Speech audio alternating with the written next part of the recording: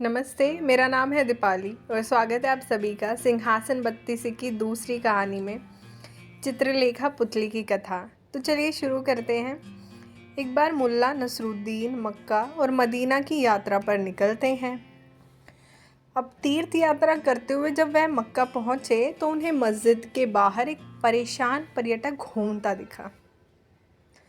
उस वक्त पर्यटक की नज़र भी मुल्ला पर पड़ी।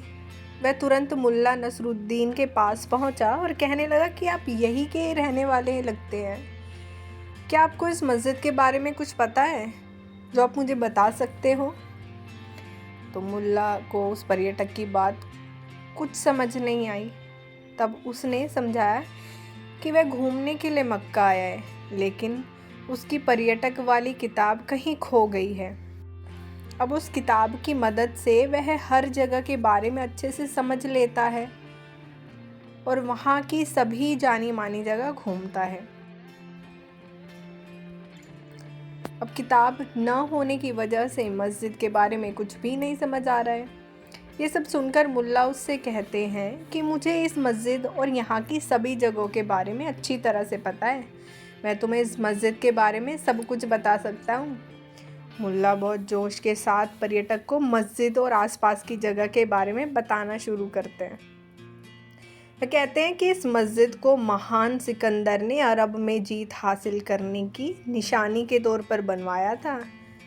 मुल्ला की बातें पर्यटक गौर से सुनने लगता है। तभी उसे ख्याल आता है कि महान सिकंदर यूनानी थे, ना कि मुस्लिम। फिर वह मुल्ला से कहता है कि मेरी जानकारी के अनुसार तो सिकंदर यूनानी थे, मुस्लिम नहीं। मुल्ला हंसते हुए कहते हैं कि आप पूरी बातें नहीं जानते हैं। उस जंग में जीत से सिकंदर को बेशुमार दौलत मिलती है। इसे उसने अल्लाह की मेहरबानी समझकर इस्लाम कबूल कर लिया था। मुल्ला की बातों का जवाब देते हुए पर्यटक कहता है कि सिकंदर के दौर में दुनिया में इस्लाम का अस्तित्व ही नहीं था।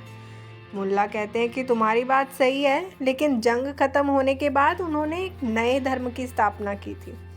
उसी धर्म को इस्लाम के नाम से जाना गया और सिकंदर इस्लाम धर्म के प्रवर्तक बन गए। पर्यटक ने मुल्ला की बातें सुनने के बाद मस्जिद की ओर देखते हुए कहा कि मेरी जानकारी के अनुसार तो इस्लाम धर्म के प्रवर्तक का नाम मोहम्मद हज़रत था।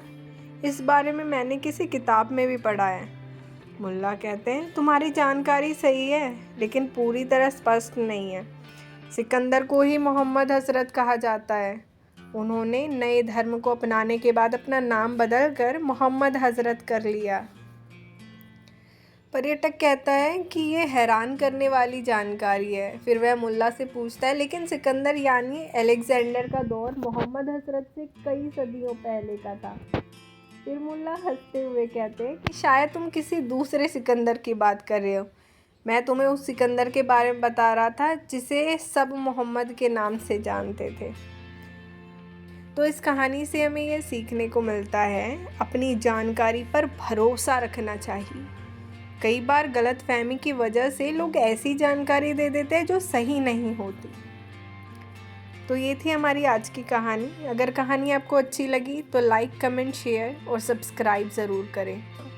और सिंहासन बत्तीसी की अगली कहानी सुनने के लिए बने रहिए हमारे साथ। इस कहानी को अंत तक देखने के लिए धन्यवाद।